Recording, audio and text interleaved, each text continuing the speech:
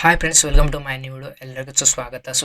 ಇವತ್ತಿನ ವಿಡಿಯೋದಲ್ಲಿ ಕೋಟಕ್ ಕನ್ಯಾ ಸ್ಕಾಲರ್ಶಿಪ್ ಅಂತ. ಸೊ ಇದ್ರ ಪರವಾಗಿ ಇವತ್ತು ವಿಡಿಯೋ ಮಾಡ್ತಾ ಇದ್ದೀನಿ. ಇದರಲ್ಲಿ ಏನಪ್ಪಾ ಅಂತಂದ್ರೆ 1,50,000ವರೆಗೂ ನಿಮಗೆ ಪ್ರತಿ ವರ್ಷ ಏನಂದ್ರೆ ನಿಮ್ಗೆ ಕೋರ್ಸ್ ಮುಗಿಯುವವರೆಗೂ ಅವರು ಸ್ಕಾಲರ್ಶಿಪ್ ಕೊಡ್ತಾ ಇದ್ದಾರೆ. ಸೊ ಅದಕ್ಕೋಸ್ಕರ ಇವತ್ತಿನ ವಿಡಿಯೋದಲ್ಲಿ ಅದಕ್ಕೆ ಏನೇನು ಎಲಿಜಿಬಿಲಿಟಿ ಬೇಕು, ಸೊ ಏನೇನು ಡಾಕ್ಯುಮೆಂಟ್ಸ್ ಬೇಕು, ಜೊತೆಗೆ ಯಾವ ಥರ ಅಪ್ಲೈ ಮಾಡಬೇಕು, ಸೊ ಪ್ರತಿಯೊಂದು ಕೂಡ ಇವತ್ತಿನ ವಿಡಿಯೋದಲ್ಲಿ ನಿಮಗೆ ಇನ್ಫಾರ್ಮೇಷನ್ ಸಿಗುತ್ತೆ. ಸೊ ದಯವಿಟ್ಟು ಯಾರಾದರೂ ನಮ್ಮ ಚಾನಲ್ ಹೊಸಬ್ರಿದ್ದರೆ ನಮ್ಮ ಚಾನಲ್ ಸಬ್ಸ್ಕ್ರೈಬ್ ಮಾಡಿ, ವಿಡಿಯೋ ಲೈಕ್ ಮಾಡಿ ಮತ್ತು ಎಲ್ಲ ಫ್ರೆಂಡ್ಸಿಗೆ ಶೇರ್ ಮಾಡಿ. ಸೊ ಕೋಟಕ್ ಕನ್ಯಾ ಸ್ಕಾಲರ್ಶಿಪ್ 2026 ಮತ್ತು 2027 ಸಾಲಿನ ಸೊ ಇದಾಗಿರುತ್ತೆ. ಜೊತೆಗೆ ಏನಪ್ಪಾ ಅಂತಂದರೆ ಇಲ್ಲಿ ಪ್ರತಿಯೊಂದು ಕೂಡ ನೋಡ್ಕೊಳ್ಳಿ.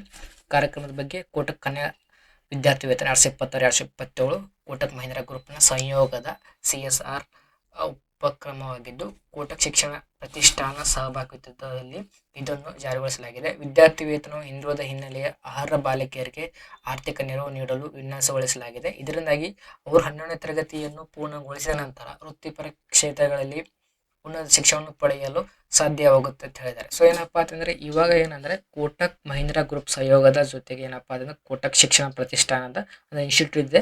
ಸೊ ಅವ್ರ ಮುಖಾಂತರ ಯಾರೆಲ್ಲ ಸೆಕೆಂಡ್ ಪಿ ಕಂಪ್ಲೀಟ್ ಆಗಿ ನೆಕ್ಸ್ಟ್ ಮುಂದೆ ಏನಪ್ಪಾ ಅಂದ್ರೆ ಯಾವ್ಯಾವ ಕೋರ್ಸ್ ಸಿಗಂದ್ರೆ ನೋಡ್ಕೊಳ್ಳಿ. ಇಲ್ಲಿ ಇಂಜಿನಿಯರಿಂಗು, MBBS, ವಾಸ್ತುಶಿಲ್ಪ, ವಿನ್ಯಾಸ, ಸ್ವಯೋಜಿತ, LLB ಮತ್ತು ಈ ಥರ. ಸೊ ಇಷ್ಟೆಲ್ಲ ಡಿಗ್ರಿ ಯಾರು ಫಸ್ಟ್ ಇಯರ್ಗೆ ನೀವು ಓದ್ತಾ ಇದ್ದೀರಾ, ಇಂಜಿನಿಯರಿಂಗ್, MBBS, ಆರ್ಕಿಟೆಕ್ಚರು ಪ್ರತಿಯೊಂದು ಕೂಡ ಅವ್ರಿಗೆ ಏನಂದ್ರೆ ಇವರು ಶೈಕ್ಷಣಿಕ ವೆಚ್ಚಗಳನ್ನು ಭರಿಸಲು ವರ್ಷಕ್ಕೆ 1.5 ಲ್ಯಾಕ್ಸ್ 1,50,000ವರೆಗೂ ಏನು ವಿದ್ಯಾರ್ಥಿ ವೇತನವನ್ನು ಅವರಿಗೆ ಕೊಡುತ್ತಾರೆ ಅಂತ ಹೇಳ್ತಾ ಇದ್ದಾರೆ. ಸೊ ಪ್ರತಿಯೊಂದು ಕೂಡ ಕೆಳಗೆ ನೋಡ್ಕೊಳ್ಳಿ.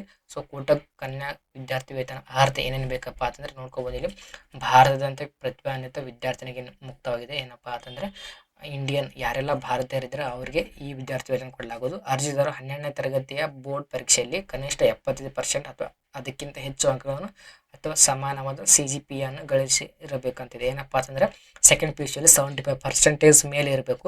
ಅರ್ಜಿದಾರರು ವಾರ್ಷಿಕ ಕುಟುಂಬದ ಆದಾಯ ಏನಂದ್ರೆ ಆನ್ಯುವಲ್ ಇನ್ಕಮ್ ಎಷ್ಟಪ್ಪ ಅಂದ್ರೆ 6 ಲಕ್ಷ ಜಾಸ್ತಿ ಇರಕ್ಕೆ ಹೋಗ್ಬಾರ್ದು.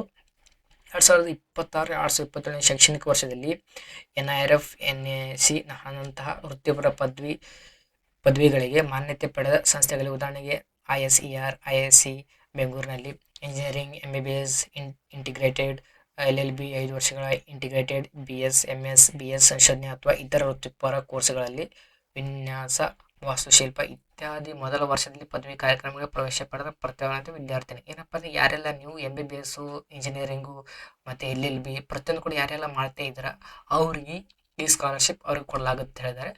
Kotak Mahindra group, Kotak education foundation ಮತ್ತು ಬಡ್ಡಿ 4 ಸುದ್ದಿ ಉದ್ಯೋಗಗಳ ಮಕ್ಕಳು 2026-2027 ಸಾಲಿನ ಕೋಟಕ್ ಕನ್ಯಾ ವಿದ್ಯಾರ್ಥಿ ವೇತನ ಅರ್ಜಿ ಸಲ್ಲಿಸಲು ಅರ್ಹ ಅಂತ ಹೇಳಿದ್ದಾರೆ. ಸೊ ಇದು ಬಿಟ್ಬಿಡಿ.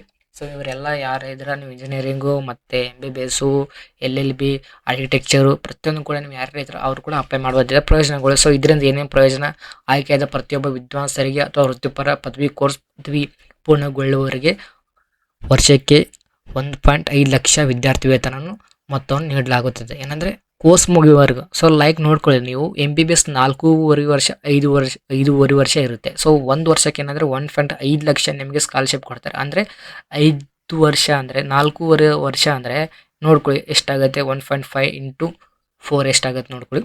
ಸೊ 6 ಲ್ಯಾಕ್ ಇಲ್ಲ 8 ಲ್ಯಾಕ್ವರೆಗೂ ನಿಮ್ಗೆ ಏನಪ್ಪ ಸ್ಕಾಲರ್ಶಿಪ್ ಕೊಡ್ತಾರೆ. ಸೊ ಪ್ರತಿಯೊಂದು ದಾಖಲೆಗಳು ಏನೇನು ಡಾಕ್ಯುಮೆಂಟ್ಸ್ ಬೇಕು ನೋಡ್ಕೊಳ್ಳಿ. ಹಿಂದಿನ ಅರ್ಹತಾ ಪರೀಕ್ಷೆ ಅಂಕಪಟ್ಟಿ, 12th ಮಾರ್ಕ್ಸ್ ಕಾರ್ಡ್ ಬೇಕು, ಪೋಷಕರ ಆದಾಯ ಪೂರ್ವ ಅಂದರೆ ಇನ್ಕಮ್ ಬೇಕು, ಇನ್ಕಮ್ ಸರ್ಟಿಫಿಕೇಟ್, ಜೊತೆಗೆ 2020-2026 ಹಣಕಾಸು ವರ್ಷದ ಪೋಷಕರ ITR ಒಂದರೆ ಇದ್ದರೆ ಶುಲ್ಕ ರಚನೆ, ಪ್ರತಿಯೊಂದು ಕಡೆ ಫೀ ರೆಸಿಪ್ಟು, ಜೊತೆಗೆ ಕಾಲೇಜಿನಿಂದ ಪಡೆದ ಉತ್ತಮ ವಿದ್ಯಾರ್ಥಿ ಪ್ರಮಾಣ ಪತ್ರ, ಜೊತೆಗೆ ಕಾಲೇಜ್ ಸೀಟು ಹಂಚಿಕೆ ದಾಖಲೆ, ನೆಕ್ಸ್ಟ್ ಬಿಟ್ಟು ಕಾಲೇಜ್ ಪ್ರವೇಶ ಪರೀಕ್ಷೆ ಅಂಕಪಟ್ಟಿ, ಮುಖವಾಡ ಧರಿಸಿದ ಆಧಾರ್ ಕಾರ್ಡ್, ನೆಕ್ಸ್ಟ್ ಬಿಟ್ಟು ಬ್ಯಾಂಕ್ ಪಾಸ್ಬುಕ್ಕು, ನೆಕ್ಸ್ಟ್ ಬಿಟ್ಟು ಪಾಸ್ಪೋರ್ಟ್ ಗಾತ್ರದ ಛಾಯಾಚಿತ್ರ ಮತ್ತು ಏನಪ್ಪ ಅಂಗವೈಕಲ್ಯ ಪ್ರಮಾಣ ಪತ್ರ ಅಂದರೆ ಹ್ಯಾಂಡಿಕ್ಯಾಪ್ ಸರ್ಟಿಫಿಕೇಟ್, ಜೊತೆಗೆ ಪೋಷಕರ ಮರಣ ಪ್ರಮಾಣ ಪತ್ರ ಅಂದರೆ ಸಿಂಗಲ್ ಆಗಿದ್ದರೆ, ಸಿಂಗಲ್ ಪೇರೆಂಟ್ ಇದ್ದರೆ, ಜೊತೆಗೆ ಮನೆಯ ಛಾಯಾಚಿತ್ರಗಳು ಅಂದರೆ ಮನೆಯ ಫೋಟೋ ಇದ್ದರೆ ನಡೆಯುತ್ತೆ. ಸೊ ನೀವು ಹೇಗೆ ಅರ್ಜಿ ಸಲ್ಲಿಸಬಹುದು ಅಂತಿದೆ. ಸೊ ಗೈಸ್ ಅಪ್ಲೈ ಮಾಡಬೇಕಾದ್ರೆ ಈಗಲೇ ಅನ್ವಯಿಸುತ್ತಿದೆ. ಸೊ ಇದ್ರ ಮೇಲೆ ಕ್ಲಿಕ್ ಮಾಡ್ಕೊಳ್ಳಿ. ಸೊ ಇದ್ರ ಮೇಲೆ ಕ್ಲಿಕ್ ಮಾಡ್ಕೊಂಡ್ರೆ ಇಲ್ಲಿ ನೋಡ್ಬೋದು ನೀವು ಏನಂದರೆ, ಸೊ ನೀವು ಗೂಗಲ್ ಮುಖಾಂತರ ನೀವು ಏನಪ್ಪ ಅಂತಂದರೆ ಲಾಗಿನ್ ಆಗ್ಬೋದು, ಅಥವಾ ಏನಪ್ಪ ಪ್ರತಿಯೊಂದು ಕೂಡ ಇಲ್ಲಿ ಮೊಬೈಲ್ ನಂಬರ್ ಹಾಕಿ. ಸೊ ಮೊಬೈಲ್ ನಂಬರ್ ಹಾಕಿ ನೆಕ್ಸ್ಟ್ ಬಿಟ್ಟು ಇಲ್ಲಿ ಪಾಸ್ವರ್ಡ್ ಹಾಕೋಬೇಕಾಗುತ್ತೆ. ಏನಪ್ಪ ಅಂದ್ರೆ ಆಲ್ರೆಡಿ ನೀವು ಏನಂದರೆ ನೀವು ಲಾಗಿನ್ ಐ ಡಿ ಪಾಸ್ವರ್ಡ್ ಇದ್ದರೆ ಮಾತ್ರ ಆಗ್ಬೋದು. ಜೊತೆಗೆ ಫಸ್ಟ್ ಟೈಮ್ ಹಾಕ್ತಾ ಇದ್ದರೆ ಇಲ್ಲಿ ಖಾತೆಯನ್ನು ರಚಿಸುತ್ತಿದೆ. ಸೊ ಇದನ್ನು ಕ್ಲಿಕ್ ಮಾಡ್ಕೊಳ್ಳಿ. ಸೊ ಇದನ್ನು ಕ್ಲಿಕ್ ಮಾಡ್ಕೊಂಡ್ರೆ ಪ್ರತಿಯೊಂದು ಕೊಂಡು ಇನ್ಫಾರ್ಮೇಷನ್ ತುಂಬಿಕೊಳ್ಳಿ. ಇಲ್ಲಿ ನಿಮ್ದು ಹೆಸರು ಹಾಕೊಳ್ಳಿ. ನೆಕ್ಸ್ಟ್ ಬಂದ್ಬಿಟ್ಟು ಇಲ್ಲಿ ಕೊನೆಯ ಹೆಸರು ಲಾಸ್ಟ್ ನೇಮ್, ನೆಕ್ಸ್ಟ್ ಬಂದ್ಬಿಟ್ಟು ಇಮೇಲ್ ಐ ಡಿ, ನೆಕ್ಸ್ಟ್ ಬಂದ್ಬಿಟ್ಟು ಮೊಬೈಲ್ ನಂಬರ್ ಹಾಕೊಳ್ಳಿ. ಸೊ ನೆಕ್ಸ್ಟ್ ಬಂದ್ಬಿಟ್ಟು ಇಲ್ಲಿ ಪಾಸ್ವರ್ಡ್ ಹಾಕೊಳ್ಳಿ. ಸೊ ನೆಕ್ಸ್ಟ್ ಬಂದ್ಬಿಟ್ಟು ಏನಪ್ಪ ಅಂತಂದರೆ ಇಲ್ಲಿ ಕೆಳಗೆ ಬಂದರೆ ಏನಪ್ಪ ಅಂತಂದರೆ ಇಲ್ಲಿ ಸೇಮ್ ಪಾಸ್ವರ್ಡ್, ಇಲ್ಲಿ ಪಾಸ್ವರ್ಡ್ ಹಾಕೊಂಡು ನೆಕ್ಸ್ಟ್ ಬಂದ್ಬಿಟ್ಟು ಏನಪ್ಪ ಅಂದರೆ ಇಲ್ಲಿ ಕೆಳಗೆ ಸೇಮ್ ಪಾಸ್ವರ್ಡ್ ಹಾಕೊಂಡು ಇಲ್ಲಿ ಬಾಕ್ಸ್ ಇದೆ ನೋಡಿ ಅದ್ರ ಮೇಲೆ ಕ್ಲಿಕ್ ಮಾಡ್ಕೊಂಡು ಸೊ ಪ್ರತಿಯೊಂದು ಕೂಡ ಇಲ್ಲಿ ಏನಂದರೆ ಇಲ್ಲಿ ಸೈನ್ ಅಪ್ ಆಗ್ತಿದೆ. ಸೊ ಅದ್ರ ಮೇಲೆ ಕ್ಲಿಕ್ ಮಾಡ್ಕೊಂಡ್ರೆ ನಿಮಗೆ ಮತ್ತೆ ನೆಕ್ಸ್ಟ್ ಇನ್ನೊಂದು ಪೇಜ್ ಓಪನ್ ಆಗುತ್ತೆ, ನೋಡ್ಕೋಬೋದು ನೀವು. ಸೊ ನೆಕ್ಸ್ಟ್ ಸೈನ್ ಅಪ್ ಆದ ತಕ್ಷಣ ಪ್ರತಿಯೊಂದು ಕಡೆ ನಿಮಗೆ ಯೂಸರ್ ಐ ಡಿ ಪಾಸ್ವರ್ಡ್ ಬರುತ್ತೆ. ಸೊ ನೆಕ್ಸ್ಟ್ ಬಂದ್ಬಿಟ್ಟು ಇಲ್ಲಿ ಫೋನ್ ನಂಬರ್ ಹಾಕೊಂಡು ಇಲ್ಲಿ ಪಾಸ್ವರ್ಡ್ ಹಾಕಿ ಇಲ್ಲಿ ಲಾಗಿನ್ ಅಂತ ಕ್ಲಿಕ್ ಮಾಡ್ಕೊಳ್ಳಿ. ಲಾಗಿನ್ ಅಂತ ಕ್ಲಿಕ್ ಮಾಡ್ಕೊಂಡ್ರೆ ಮತ್ತೆ ಇನ್ನೊಂದು ಪೇಜ್ ಓಪನ್ ಆಗುತ್ತೆ, ನೋಡ್ಕೊಳ್ಳಿ ನೀವು. ಸ್ಟಾರ್ಟ್ ಅಪ್ಲಿಕೇಶನ್ ಅಂತಿದೆ. ಸೊ ಇದ್ರ ಮೇಲೆ ಕ್ಲಿಕ್ ಮಾಡ್ಕೊಂಡ್ರೆ ಇಲ್ಲಿ ಕೆಲವೊಂದಿಷ್ಟು ಸ್ಟೂಡೆಂಟ್ಸ್ ಪರ್ಸನಲ್ ಡೀಟೇಲ್ಸ್ ಅಂತಿದೆ, ಅದು ಫಿಲ್ ಮಾಡ್ಕೊಳ್ಳಿ. ನೆಕ್ಸ್ಟ್ ಬಂದ್ಬಿಟ್ಟು ಎಜುಕೇಷನ್ ಡೀಟೇಲ್ಸ್ ಅಂತಿದೆ, ಅದು ಫಿಲ್ ಮಾಡ್ಕೊಳ್ಳಿ. ಸೊ ನೆಕ್ಸ್ಟ್ ಬಂದ್ಬಿಟ್ಟು ಇಲ್ಲಿ ಫ್ಯಾಮಿಲಿ ಮೆಂಬರ್ಸ್ ಅಂತಿದೆ. ಸೊ ಅದ್ರ ಮೇಲೆ ಕ್ಲಿಕ್ ಮಾಡ್ಕೊಂಡು ಪ್ರತಿಯೊಂದು ಕೂಡ ಎಷ್ಟು ಮೆಂಬರ್ಸ್ ಇದ್ದಾರೆ ಅದು ಕೂಡ ನೀವು ಫಿಲ್ ಮಾಡ್ಕೊಳ್ಳಿ. ನೆಕ್ಸ್ಟ್ ಬಂದ್ಬಿಟ್ಟು ಡಾಕ್ಯುಮೆಂಟ್ಸ್ ಅಂತ ಕೇಳುತ್ತೆ.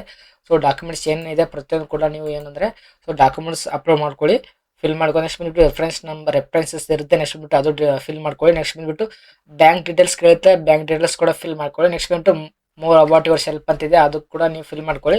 ನೆಕ್ಸ್ಟ್ ಬಂದ್ಬಿಟ್ಟು ಇಲ್ಲಿ ಬಾಕ್ಸ್ಗಳಿರುತ್ತೆ, ಬಾಕ್ಸ್ ಮೇಲೆ ಕ್ಲಿಕ್ ಮಾಡ್ಕೊಂಡು ಪ್ರತಿಯೊಂದು ಬಾಕ್ಸ್ ಮೇಲೆ ಕ್ಲಿಕ್ ಮಾಡ್ಕೊಂಡು ಏನಪ್ಪ ಅಂದರೆ ಕೆಳಗೆ ಸ್ಕ್ರಾಲ್ ಮಾಡ್ಕೊಂಡು ಇಲ್ಲಿ ಪ್ರಿವ್ಯೂ ಅಂತಿದೆ, ಪ್ರಿವ್ಯೂ ಮೇಲೆ ಕ್ಲಿಕ್ ಮಾಡ್ಕೊಂಡ್ರೆ ಪ್ರತಿಯೊಂದು ಕೂಡ ಏನೇನು ಫಿಲ್ ಮಾಡಿದರೆ ಪ್ರತಿಯೊಂದು ಕೂಡ ಒಂದು ಆ ಪೇಜ್ ತೋರಿಸುತ್ತೆ ಅದರಲ್ಲಿ ಇನ್ಫಾರ್ಮೇಷನು.